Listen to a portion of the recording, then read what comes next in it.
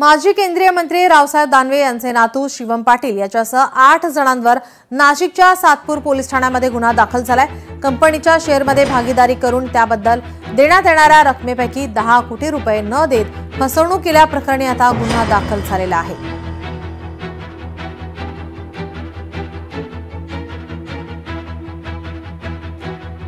दानवेला मी phone केला, माझे पैशांचं काय बा, आज उद्या कधी रामा हॉटेलला मुंबईला औरंगाबादला बोलवलं। त्याच्यानंतर मी औरंगाबादला गेलो तर लगेच मुंबईला निघून गेला।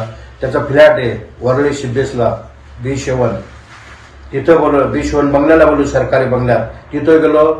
ते मला म्हणे वरळीला आहे, वरळी शिबेस सुखदा अपार्टमेंट, तिथं गेलो। तिथून मला झटका असं हे केलं त्यांनी, आज नंतर आहे मला वेळ नाही असं म्हणून त्यांनी मला अशी जी काही फसवणूक केली, माझी कंपनी हडप करण्यासाठी जो दानवेने डाव रचला, त्याची जी टीम आहे, गिरीश नारायण पवार असेल, लटके असेल, अग्रवाल आणि असे पूर्ण त्यांनी डुप्लिकेट कंपनी छापलेल्या आहे। या डुप्लिकेट कंपनीच्या मार्फत तो पैसे फिरवतो आणि गोरगरीब कार्यकर्त्यांना, आम आदमीला फसवतो।